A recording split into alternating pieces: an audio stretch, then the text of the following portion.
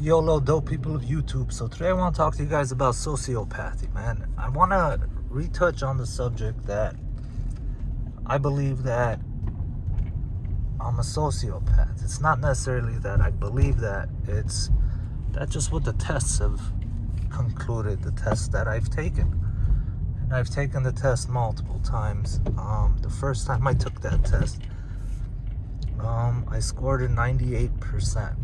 I don't remember how they actually score it, but it was a 98% that I was potentially a sociopath, right? Now, I know a lot about psychology. I studied psychology. As far as psychology is concerned, sociopathy and psychopathy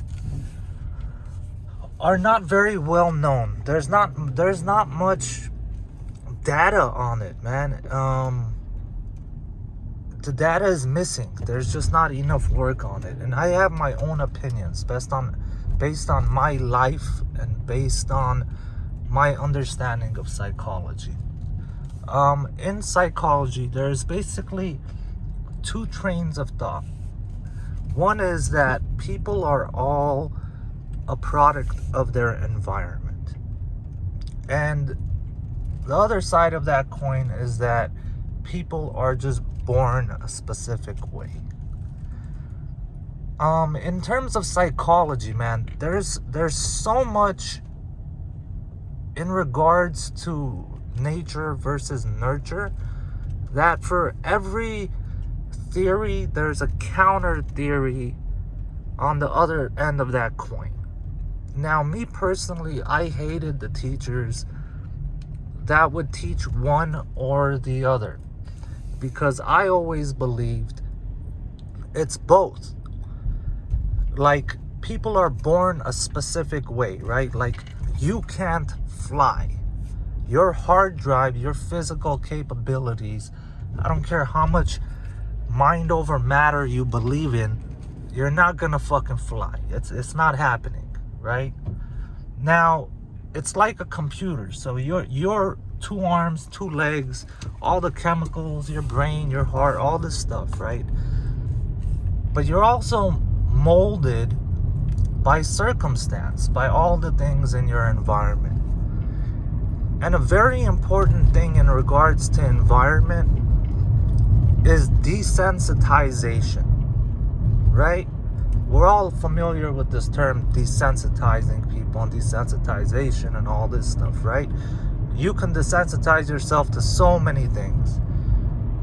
In my particular case, I believe I became a sociopath. I don't believe I was born a sociopath.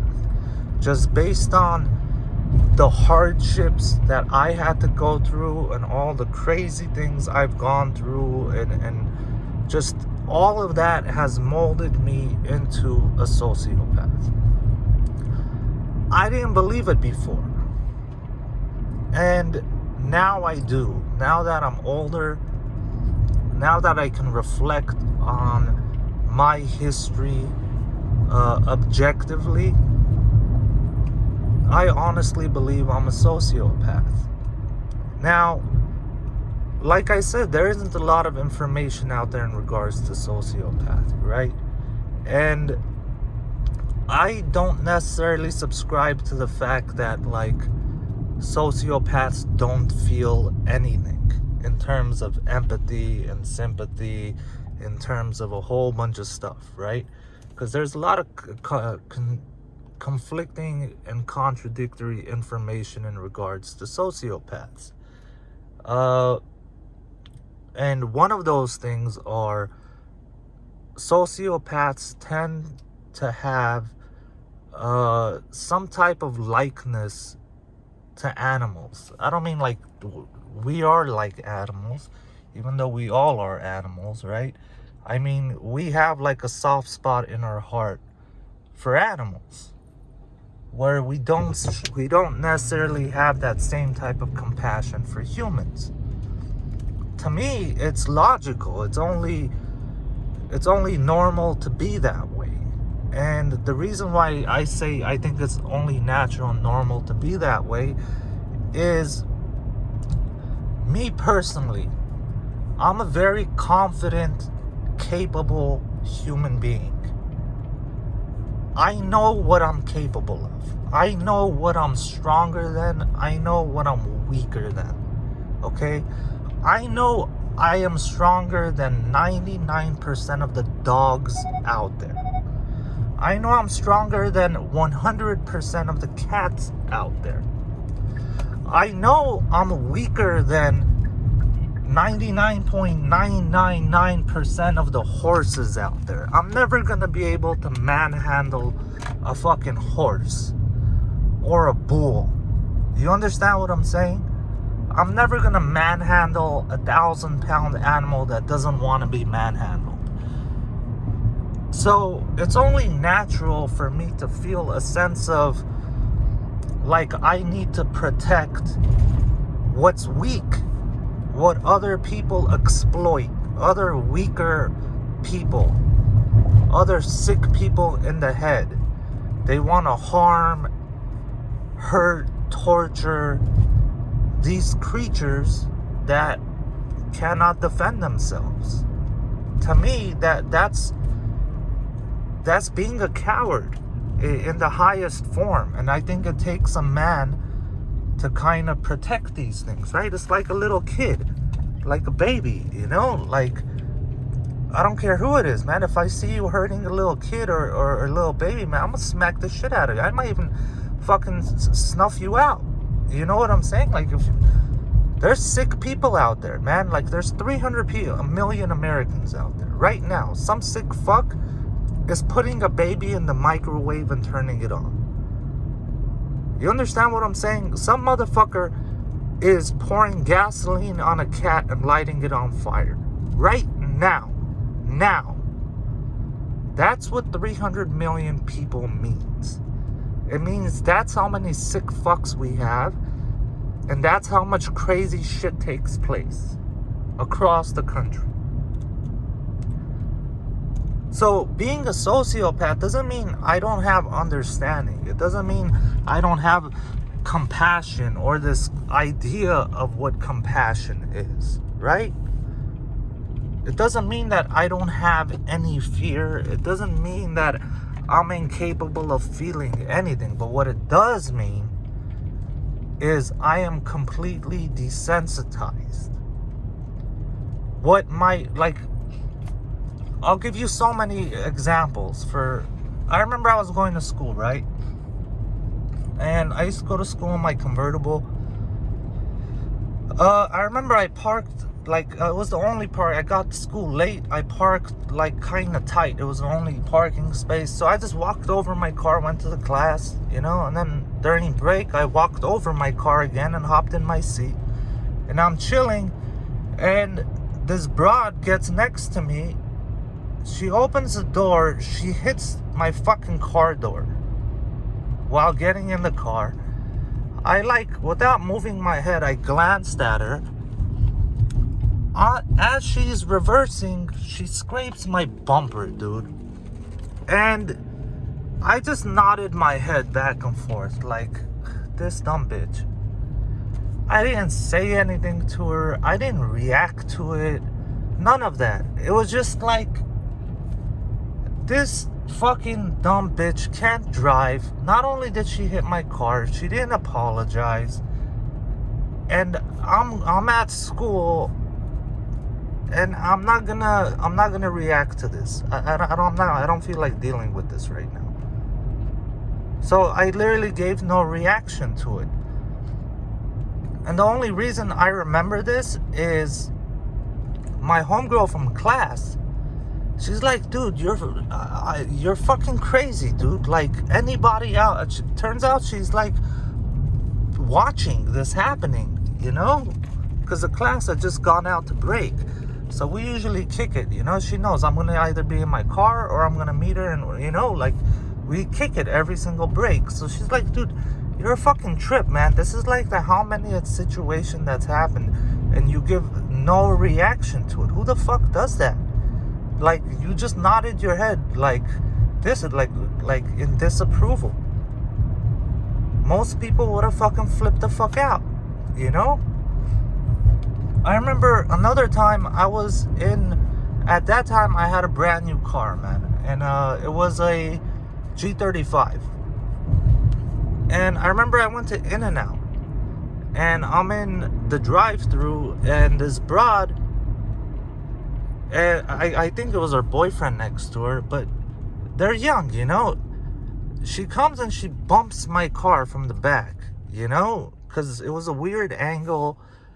She couldn't drive for shit. She bumped my car, and I just laughed at the stupidity of it, you know. And then she reversed, put it in drive, and hit it a second time. And I'm laughing at this because it's like, it's so stupid, right? And I'll get into the car with my friends, man, and I'll see them sometimes wig out on people, dude. Like, not undeservingly, but they'll wig out on people for their stupidity behind the wheel, for cutting them off, for, you know, driving slow. And it's like, none of those things affect me. None of those things are important to me.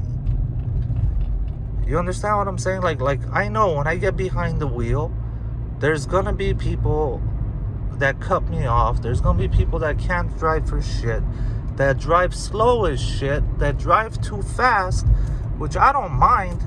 Go right ahead and fucking pass me doing 80. It really doesn't fucking bother me. There's gonna be people jaywalking. There's just a lot of fucking retards in this world, dude. And I really don't give a fuck. None of it fazes me. Because none of those things are important to me, right? And that's another thing in terms of my sociopathy. I can't attach myself to physical things. It's very, very hard for me to attach myself to physical objects. They have to have some real sentimental value. It has to be something that I really wanted as a kid. It has to be something that represents me. Like people steal chains, right? Like chains people wear around their neck and stuff like that, man. Me personally, I don't agree with that. You can take someone's watch, you can take someone's rings, but as far as someone's chain, I don't know, man. The way I grew up is like, my chain is a part of me. I have watches, I have rings, I have jewelry. Like, I don't care for it. I really don't care for it. Like, expensive watches, all that shit. Like, I have it. I don't wear them. I don't give a fuck about them. None of those things are me. The only thing that is me is my chain I have around my neck. That's something I would die for. Like, if you put a gun to my head and you try and take I'm not giving it to you. I don't give a fuck. You're gonna have to smoke this one. You're gonna have to kill me and get it, bro. But know this, you kill me for that fucking chain. God forbid, you know, they find out who it is, because you're gonna get smoked. You know what I'm saying? My friends are gonna smoke you, bro. Fuck that. So, and vice versa. If I find out you smoked one of my friends over a fucking chain, and we find out who it is, dude, I don't care if you're in prison, homie. I'm gonna fucking go put money on someone's books and shit, have you shanked and shit. You know what I'm saying? Like, fuck all that. But I'm diverting. I don't know why the fuck I diverted. Sorry, I just got out the gym. I'm like hyped up, you know? Like, my heart's beating and everything, man. Like, I got mad energy. I'm feeling good today. And, but yeah, I can't attach myself to physical objects. It's really hard. It's very hard. I know none of these things are mine. Like, they're here today, they could be gone tomorrow. I can get new shit, I can get newer shiny shit later. It's like none of those things represent me. The things that are important to me are family, friends, and that's it. Just like good relationship, a healthy living. You know, I don't want to be fucking struggling. I don't want to be homeless. I don't want to be broke, right? But I don't care for having a 50-room mansion. I like, even if I had, like, if I was a billionaire, I would not own a mansion. I might own a house. You know what I'm saying? Like a nice house, the way I want it, with my comfort. But I wouldn't get something with like 10 fucking rooms in it. What for? Gotta walk around that whole fucking place. Who's gonna clean that shit? You know what I'm saying? Have fucking maids and shit come clean your house? Like, that's fucking weird, dude. It's like you're one fucking person. You're gonna use only one fucking restroom. You're gonna wear one pair of shoes at a fucking time. Well, I like shoes. So, I mean, I have lots of shoes. But either way, like, I could give a fuck less about shoes. You know what I'm saying? So, in terms of sociopathy, I really do believe that people just become desensitized and become sociopaths. It's similar to like my fear tolerance every year after year, has completely receded. I have very little fear. Very little. There's almost nothing that can scare me. Don't get me wrong, there's things that give me like the fucking heebie-jeebies and shit. You know what I'm saying? Like I don't like spiders. I'm not afraid of them. I'm not like arachnophobia, but like, if I'm not expecting it and there's a fucking big ass spider on me, well, fuck, it's gonna make me like want to kill the damn thing, But that's fright, right? That there's a big difference. There's a big difference between fright and fear. Fear is like, I've experienced fear when I was young, when I was a kid. I know what that feeling is, but I don't get it driving, where like I'm almost gonna die, like if I'm speeding, because I did a lot of racing too on the freeways and shit, man. And it's like, there's so many scenarios where I've almost had an accident. Like, I've literally somehow managed not to die, like, just because I was a good driver, yeah, none of those things made me afraid. Even when I got shot, I didn't, like, when they shot me, I didn't blink. I literally did not have a reaction to getting shot 5 times. I didn't flinch. I didn't blink. Well, I did blink the second shot, because the second shot I thought I got shot in the eye. When I got shot in the eye, so I got shot in the face the first shot, and then I thought I got shot in the eye the second time. But this motherfucker got, I don't know, some type of lucky, man. I still, to this day, believe I was actually shot 6 times and not 5. This motherfucker, I think, shot me through the same hole in the face twice. Same entry hole, same exit wound. Because the first shot, I felt it.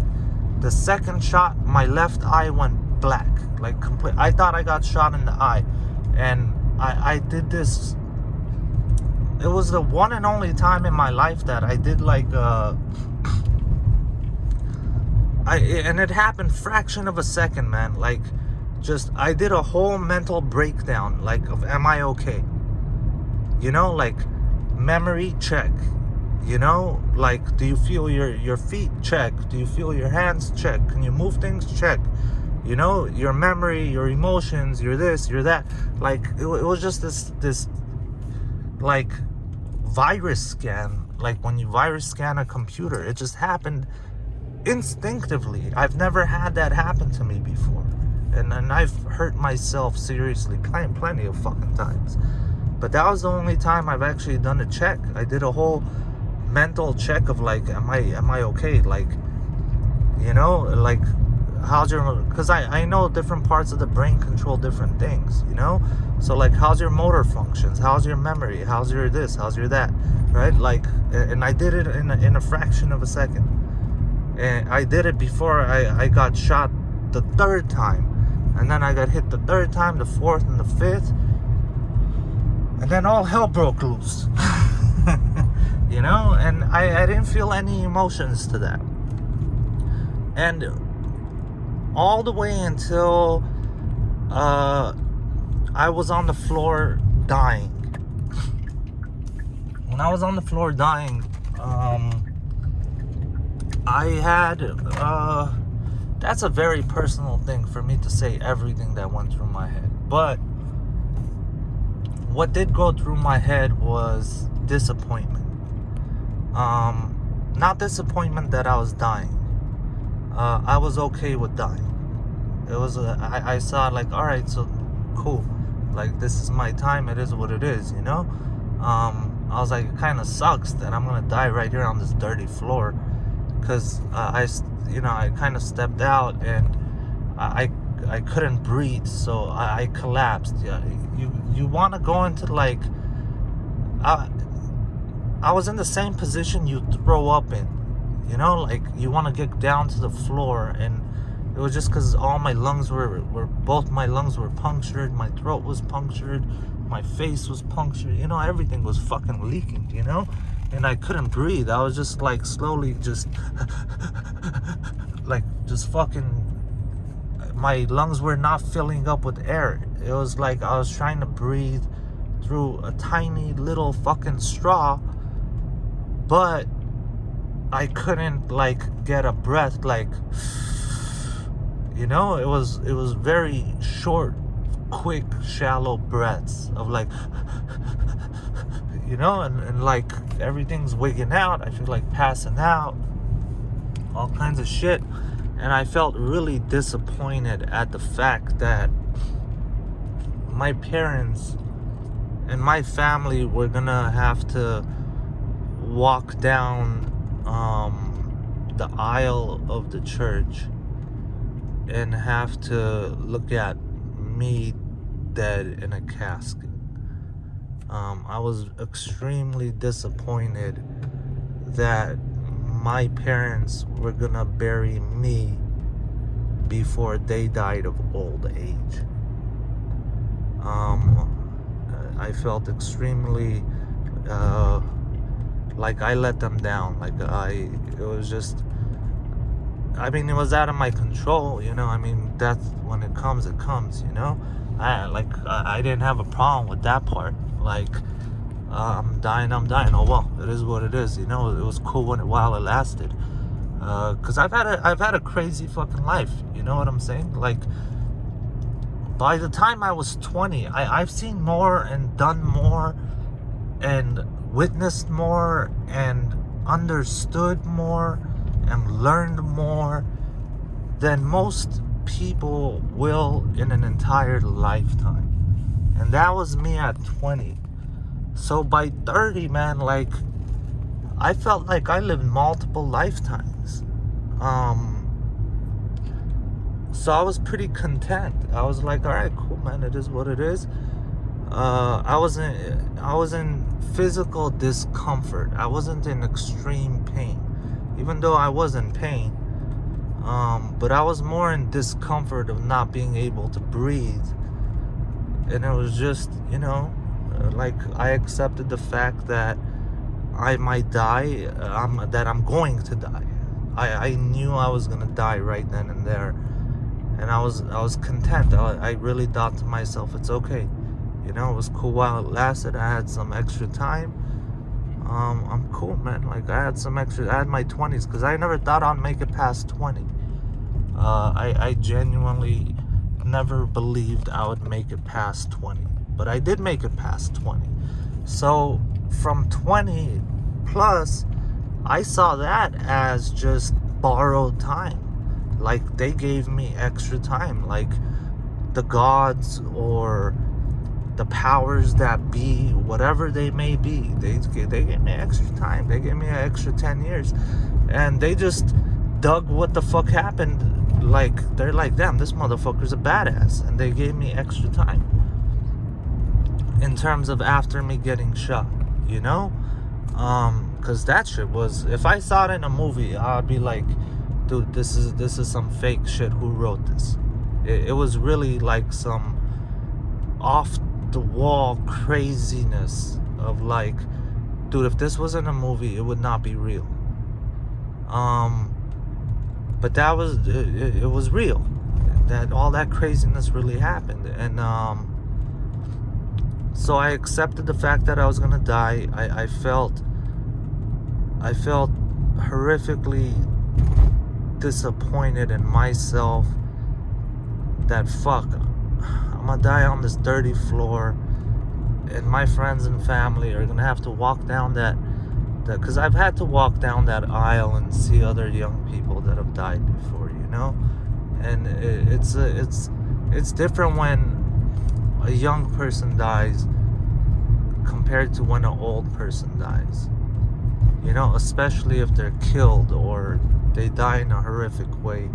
It's not the same. That vibe, that environment, it's completely a different thing. And I had witnessed that enough times to know that, like, fuck, the pain my friends and my parents are gonna have to deal with just was really disappointing. And then I thought to myself, you know what, fuck that, let me grab my phone and call the ambulance. I was like, and I G.I. Joe'd to my phone. It was on the floor somewhere. And I was like, let me call the ambulance. And then I thought to myself, you know what, man? If I could keep myself from passing out until the paramedics get to me, I'll be cool. I think I might just make it through. But I gotta make it to that point. So I G.I. Joe'd to my phone. I got my phone. I was still on the floor on my hands and knees, and I was trying to open my phone, and my face is like I'm holding my phone, and my face is bleeding on top of the screen. And I'm thinking, oh fuck, it's not gonna open because there's all this blood and shit on my phone. And it opened miraculously. It opened. I was surprised it opened because this was during the time, you know, the iPhones had like fingerprints, and so the fingerprint didn't work. But the code, I had to enter the code, and it worked. So I dialed 911, and they're like, 911, what's your emergency? I was like, yeah, I've been shot. They're like, what do you mean? Where are you? Like, blah. I was like, I couldn't remember my address that I was at. So I just gave them the closest main streets. Like, you know, like this is Burbank and Woodman. You know, I told them I'm near Burbank and Woodman. I'm shot multiple times. I'm shot in the face, and then I'm shot in the throat, and I think both my lungs are collapsed. And anyways, I've told that story in other videos and shit, you know. But I did make it. It took them, I think, 16 minutes from the time of me calling them, from them to arriving. And them dudes saved my life, man. My neighbors, the first responders, those doctors, they saved my life, man. And